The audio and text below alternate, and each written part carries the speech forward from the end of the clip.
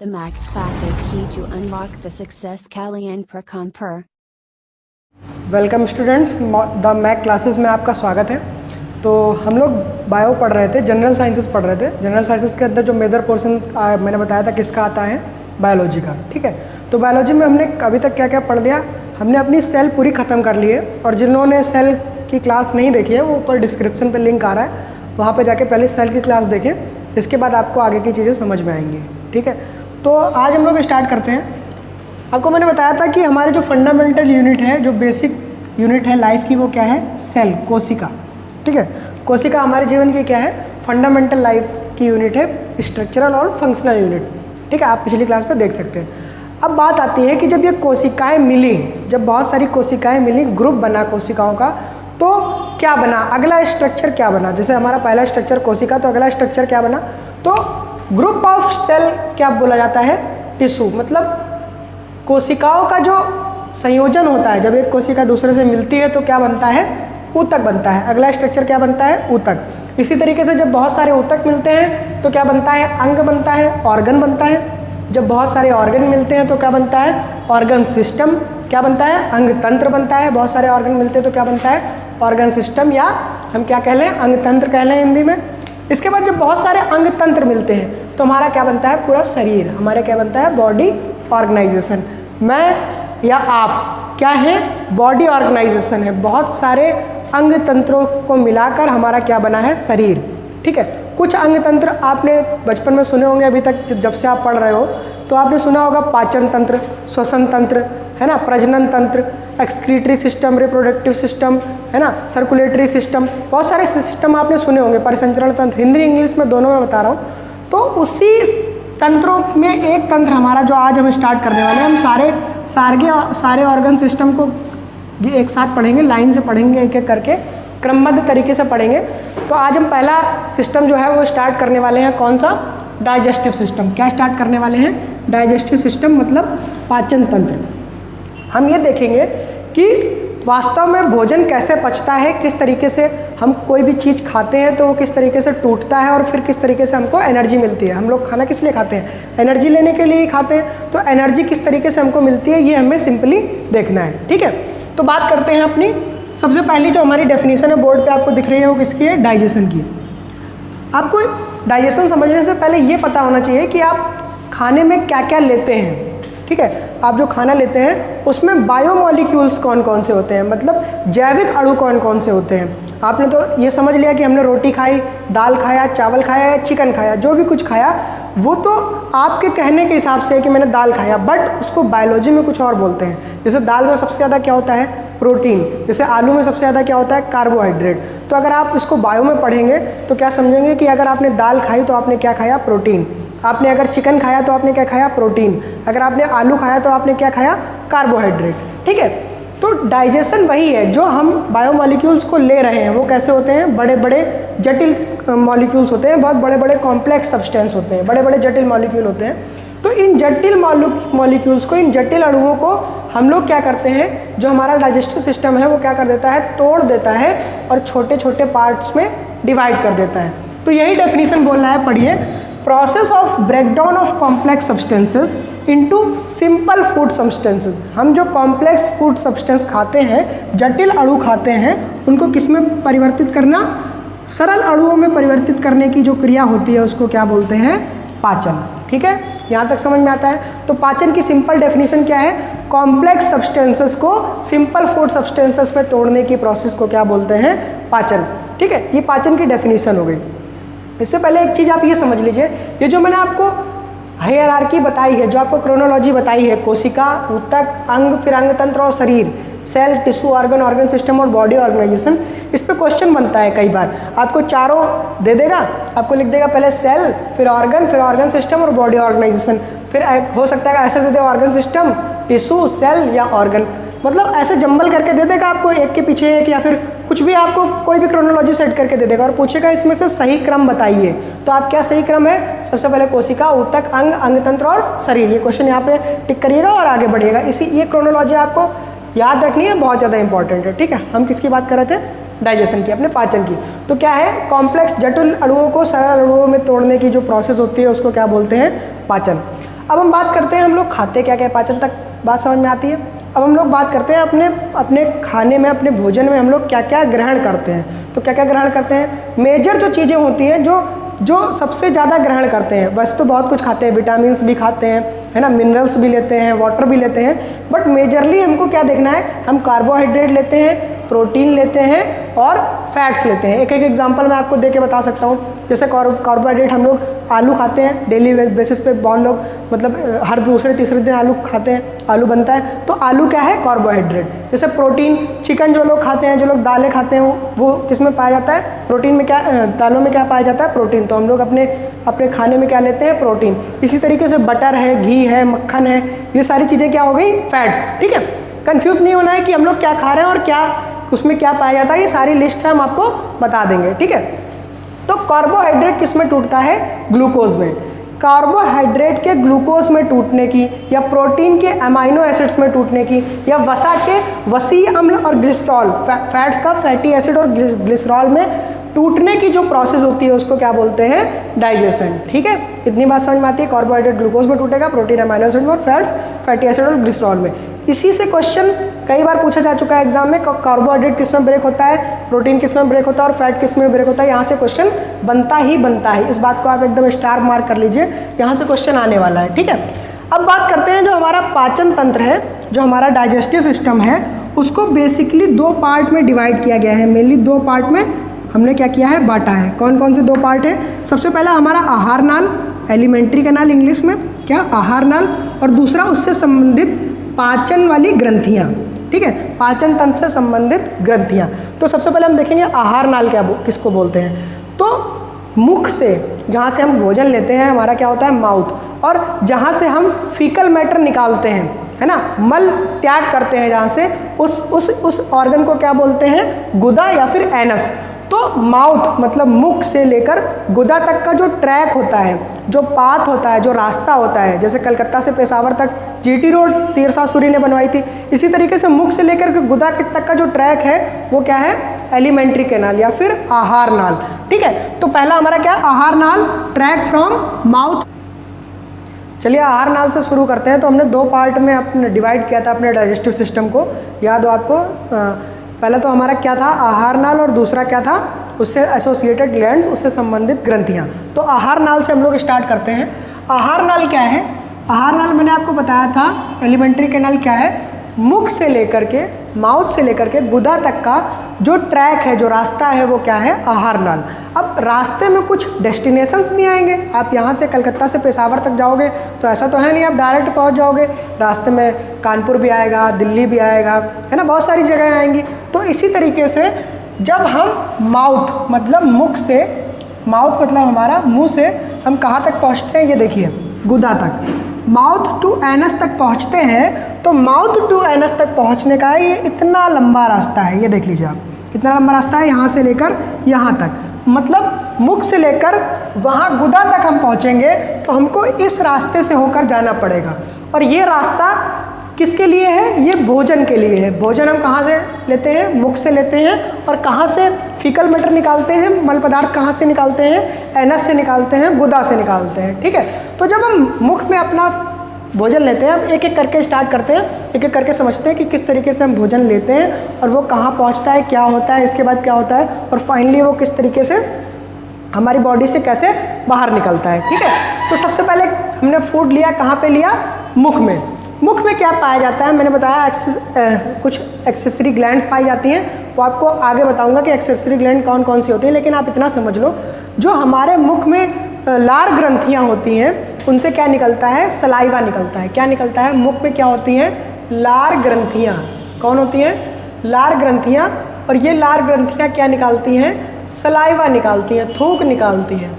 हम जो थूक लेते हैं ना, हम लोग जो खाना खाते हैं उसमें क्या होता है, सलाइवा होता है। हम जैसे ही खाना लेते हैं तो हमारे मुंह किससे भर जाता है, सलाइवा से भर जाता है। ठीक है, थूक से भर जाता है। तो हमने फूड कहाँ से लिया, हमने फूड अपने मुख से लिया, माउथ से लिया। माउथ में क्या है, माउथ में जैसे ही हम फूड लेते हैं, जैसे हम खाना लेते हैं, हमारा मुख किससे भर जाता है, लार से भर जाता है। और लार से क्यों भर जाता है? क्योंकि हमारे मुख में, हमारे माउथ में 3 पेयर लार ग्रंथियाँ होती हैं। वो मैं आपको जब एक्सेसरी ग्लैंड्स पढ़ाऊंगा तब आपको बताऊंगा कि कौन कौन सी होती हैं, लेकिन आप इतना समझ लो कि उसमें लार ग्रंथियाँ होती हैं। और लार ग्रंथियाँ में जो लार निकलता है, जो सलाइवा निकलता है, उसमें एक एंजाइम पाया जाता है जिसको बोलते हैं टाइलिन। क्या बोलते हैं? टाइलिन, या फिर सलाइवरी एमाइलेज। ठीक है, क्या बोलते हैं? सलाइवरी एमाइलेज या फिर टाइलिन। इसको मैं आपको डिटेल में पढ़ाऊंगा, घबराने वाली बात नहीं है। तो मुख से क्या निकला? लार ग्रंथियों के थ्रू उसमें क्या पाया गया? एंजाइम। और मुख में क्या होता है? मुख में हमारी जीभ होती है, तालु होता है, ऊपर का जो पोर्शन होता है उसको क्या बोलते हैं? तालु होता है। और क्या होता है? दांत होते हैं। सबसे बड़ा जो मेजर पोर्शन यहाँ पे कौन प्ले करता है? मेजर पोर्शन हमारा टंग, हमारी जीभ प्ले करती है, हमारे तालु प्ले करती है, और हमारे दांत प्ले करते हैं। ये 3 जो ऑर्गन्स हैं, ये जो हमारा डाइजेस्टिव सिस्टम है इसमें बहुत बड़ा योगदान देते हैं। सबसे पहले क्या होता है? टीथ, टंग हमारा। तो टंग जो होती है, वो टंग में क्या होते हैं? बहुत सारे पैपिली पाए जाते हैं, है ना। और पैपिली क्या होते हैं? ये रेस्पॉन्सिबल होते हैं। पैपिली की वजह से क्या होता है? हम कोई भी टेस्ट समझ पाते हैं कि हमने क्या खाया। लेट्स सपोज हम नमकीन खा रहे हैं, ठीक है, कश्मीरी मिक्स खा रहे हैं, कोई भी नमकीन खा रहे हैं, तो उसमें क्या होता है? वो कैसी लगती है हमको? कड़वी नमकीन लगती है। तो नमकीन का देखिए हर जगह रिसेप्टर्स होते हैं। तो ये जो रिसेप्टर्स है ना, ये मैं आपको रेड से जो दिखा रहा हूँ टंग में, ये क्या है? ये नमकीन टेस्ट के लिए रेस्पॉन्सिबल है। ये जो पोर्शन है ये किसके लिए रेस्पॉन्सिबल है? नमकीन टेस्ट के लिए। इसी तरीके से अगर हम गुलाब जामुन खाएंगे तो ये जो सबसे आगे वाला जो पोर्शन है, जो टिप है, वो किसके लिए रेस्पॉन्सिबल है?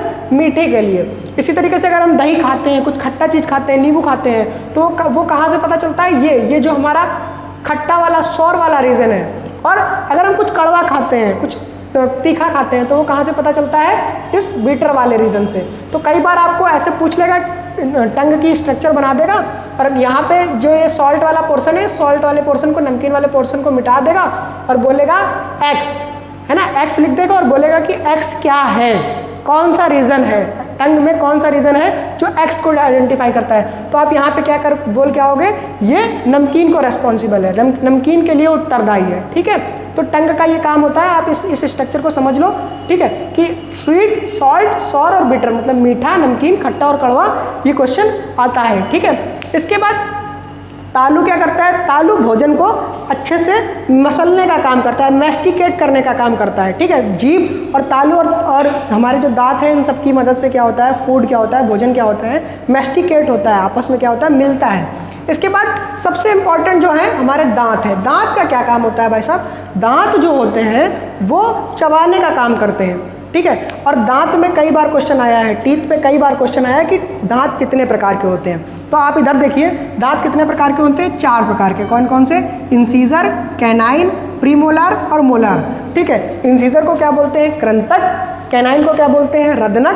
प्रीमोलर को क्या बोलते हैं? अग्रचवर्णक। और मोलर को क्या बोलते हैं? चवर्णक। ठीक है, ये 4 टाइप के दांत होते हैं। इसको एक तरीके से मैं अगर आपको बनाऊं तो ये आपका ऊपर का जॉ है, ये आपका नीचे का जॉ है। ये अपर जॉ, ऊपर का जबड़ा, और ये कौन सा? लोअर जॉ, नीचे का जबड़ा। अब इसको आप ऐसे इस तरीके से बांट दो, इस तरीके से डिवाइड कर दो। ठीक है, आप समझ रहे ना, ये ऊपर का जॉ है, ये नीचे का जॉ है। अब इधर से देखो, ये जो आपने बीच में लाइन डाली है ना, यहाँ पे क्या है? एक इंसीजर, यहाँ पे क्या है? एक इंसीजर। ठीक है, फिर अगला इंसीजर, और यहाँ पे फिर क्या? अगला इंसीजर। ठीक है, कैनाइन कितना है? 1। ठीक है, तो चलो हम कैनाइन को रेड से ड्रॉ कर देते हैं। इसके बाद क्या है हमारा? कैनाइन। ठीक है, इधर एक कैनाइन और इधर एक कैनाइन। इंसीजर, इंसीजर मतलब कृंतक। फिर एक क्या है हमारा? कैनाइन, कैनाइन मतलब रदनक। ठीक है, रदनक तक पहुंच गए। अब क्या है? प्रीमोलार। प्रीमोलार को क्या बोलते हैं? अग्रचवर्णक। तो प्रीमोलार कितने हैं? 2। कितने हैं? 2। यहाँ पे 2 बना दो और यहाँ पे 2 बना दो। ठीक है, 2 क्या हो गए? अग्रचवर्णक। और लास्ट में फाइनली 3 क्या है? चवर्णक। ठीक है, कितने हैं? 1, 2 और 3। यहाँ पे कितना? 1, 2 और 3। अब जरा इनको गिनो, 1, 2, 3, 4, 5, 6, 7, 8। कितने हो गए? कितने हो गए? 8। ऐसे इधर साइड कितने होंगे? 8, और इधर साइड 8, और इधर साइड 8। तो 8 गुणे 4 है ना, 4 पोर्शन है, 1, 2, 3, 4। 8 गुणे 4 बराबर कितना हो गया? 32। तो कितने दांत होते हैं 32। समझ में आया कैसे होते हैं, एकदम क्रिस्टल क्लियर समझो कि किस तरीके से इंसीजर, कैनाइन, प्रीमोलर और मोलर रखते जाते हैं, लेकिन हमें नहीं पता होता कि कौन सा दांत हमारा इंसीजर है, कौन सा कैनाइन, कौन सा प्रीमोलर और मोलर। आप अपने खुद से भी प्रैक्टिकल करके देख सकते हो, इंसीजर, कैनाइन, प्रीमोलर, मोलर, कृंतक, कृंतक, रदनक, अग्रचर्वणक और चर्वणक। ठीक है, ये 4 प्रकार के दांत होते हैं। अब अभी तक ये क्वेश्चन आता था कि ये 4 प्रकार के दांत होते हैं, इनका फॉर्मूला बताओ। तो मैंने लिख रखा है आपको 2 1 2 3 2 1 2 3, ये फॉर्मूला है इनका। क्या फॉर्मूला है? 21 23 बटे 21 23 इंटू 2 ऐसे करके लिखा होगा, ऊपर वाला और नीचे वाला बराबर क्या बता देगा 32। ठीक है, ये क्वेश्चन पूछ के आयोग थक चुका है। ठीक है, ये क्वेश्चन क्या है कि जो हमारा 21 23 बटे 21 23 जो वाला जो फॉर्मूला है ना, 2 1 2 3 वाला जो फॉर्मूला है, ये कई बार पूछ चुका है आयोग। तो अब कुछ नया कॉन्सेप्ट अगर कुछ बनाएगा तो वो क्या बनाएगा, हो सकता है वो ये पूछ ले कि बच्चों में कितने दांत होते हैं। ठीक है, तो बच्चों का जो फॉर्मूला होता है वो कितना होता है 2102 बटे 2102, मतलब टोटल कितने दांत होते हैं 20 दांत होते हैं। इधर से गिनिए 2 2 4 1 5, ठीक है 5, और इधर वाले में मान लो इधर 5 तो इधर 5 10, इधर 5 15 और इधर 5 20, तो टोटल कितने दांत हो गए 20 दांत हो गए। तो बच्चों में कितने 20 दांत होते हैं। बच्चों में कौन से दांत नहीं होते हैं, ये क्वेश्चन आएगा तो क्या टिक करके आओगे, बच्चों में प्रीमोलार टीथ्स नहीं होते हैं, मतलब बच्चों में अग्रचर्वणक टीथ नहीं होते हैं, बाद में जाके क्या होते हैं डेवलप होते हैं। ठीक है, तो टीथ का कॉन्सेप्ट हमारा यहाँ पे खत्म हो जाता है। ठीक है, दांत आपने समझ लिए, चलिए आगे चलते हैं। ठीक है, तो 21 23 बटे 21 23 या 2102 बटे 2102, ये फॉर्मूला आपको याद रखना है। ये हो सकता है क्वेश्चन पूछा जा चुके। तो मुख को हमने खत्म कर लिया, माउथ को हमने खत्म कर लिया। ठीक है, ये माउथ का पोर्शन हमारा क्या हो गया, खत्म हो गया।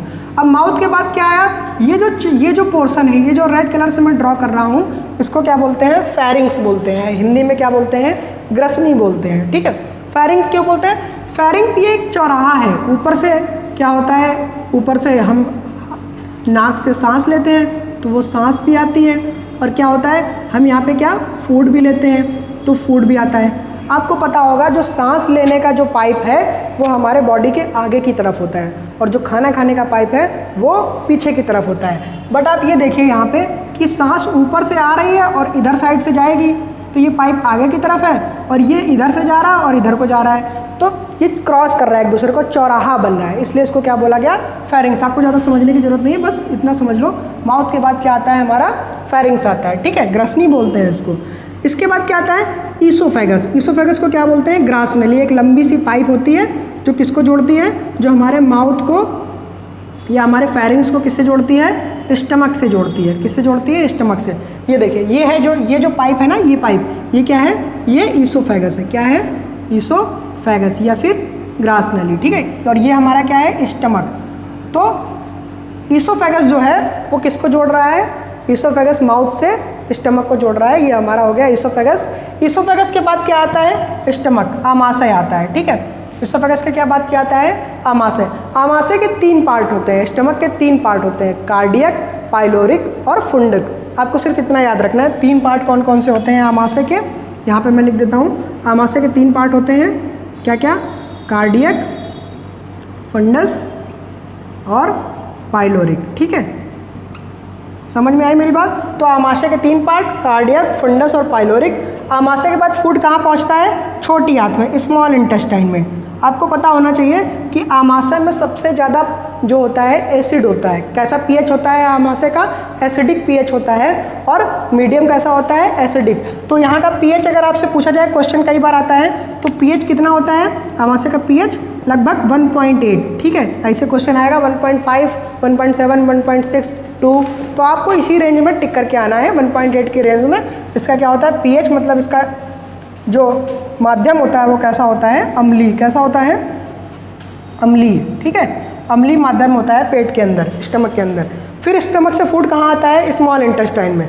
अब स्मॉल इंटेस्टाइन के 3 पार्ट कौन कौन से, डिओडेनम, ग्रहणी जो खाने को ग्रहण करता है मतलब ग्रहणी, फिर जजुनम, मध्यांत्र मतलब बीच वाली आंत, ठीक है, मध्यांत्र, और सबसे लास्ट में इलियम, सबसे लास्ट वाला पोर्शन। मतलब ये जो पोर्शन है यहाँ, ये डिओडेनम होगा, फिर क्या होगा, मध्यांत्र, ये जजुनम होगी, और ये सबसे लास्ट में क्या है, ये पार्ट इलियम। ये पार्ट क्या है, इलियम। इसके बाद देखो ये बड़ी आंत स्टार्ट हो रही है। क्या स्टार्ट हो रही है, बड़ी आंत। ठीक है, बड़ी आंत के 3 पार्ट होते हैं, सीकम, कॉलन और रेक्टम। ठीक है, ये जो पार्ट है छोटा सा इसको क्या बोलते हैं, सीकम। और ये जो ऊपर चढ़ रही है इसका ये ऐसे जा रहा है और फिर ये नीचे आ रहा है, इसको क्या बोलते हैं, कॉलन। और ये लास्ट वाला पार्ट जो है ये क्या है, रेक्टम। क्या है ये हमारा, रेक्टम। तो यहाँ से लेकर यहाँ तक हमारी क्या है, बड़ी आंत, सीकम, कॉलन, रेक्टम, उंडुक, बृहदांत्र और मलाशय। ठीक है, समझ में आई मेरी बात, ये हमारी क्या है, बड़ी आंत। और फाइनली क्या होता है, फाइनली हमारा जो फीकल मैटर है वो कहाँ पहुँच जाता है, एनस से पास आउट हो जाता है। ये हमारा क्या है, फाइनल एनस। कई बार आपसे पूछा जाता है ये जो स्ट्रक्चर लटक रहा है इसको क्या बोलते हैं, इसको क्या बोलते हैं, अपेंडिक्स। क्या बोलते हैं, अपेंडिक्स। अगर आपसे पूछे कि अपेंडिक्स किसका पार्ट है तो क्या आंसर टिक कर क्या होगे, अपेंडिक्स बड़ी आंत का पार्ट है, लार्ज इंटेस्टाइन का पार्ट है। कई बार ये अपेंडिक्स बढ़ जाती है तो लोगों को ऑपरेशन भी कराना पड़ता है। ठीक है, अपेंडिक्स क्या होता है, अपेंडिक्स एक एक्सेसरी ऑर्गन्स है जो इम्यूनिटी प्रदान करता है। ठीक है, तो इसलिए अपेंडिक्स होती है तो बहुत अच्छी है, नहीं अगर आपकी बढ़ जाती है तो आपको ज़रूरत नहीं है, आप कटवा सकते हैं, ऑपरेशन करवा सकते हैं, उससे कोई दिक्कत नहीं होती। ठीक है, तो इसीलिए भारत में कई बार अपेंडिक्स लोगों की बढ़ जाती है और उसको कटवाना भी पड़ता है। ठीक है, तो ये किसका पार्ट है, हमारा लार्ज इंटेस्टाइन का पार्ट है। ठीक है, और इसके बाद फूड कहाँ पहुँचता है, फाइनली डाइजेस्ट हो चुका होता है, वो फीकल मैटर बन चुका होता है, मल बन चुका होता है, तो कहाँ से निकल जाता है, गुदा से निकल जाता है। अब हम अगली क्लास में पढ़ेंगे कि किस तरीके से जो अदर जो हमारी ग्लैंड्स हैं, जो एक्सेसरी ग्लैंड्स हैं, जो अदर ग्रंथियाँ हैं, वो किस तरीके से भोजन को पचाने के लिए रेस्पॉन्सिबल होती हैं। तब तक के लिए जुड़े रहिए हमारे साथ, देखते रहिए द मैक क्लासेस। धन्यवाद।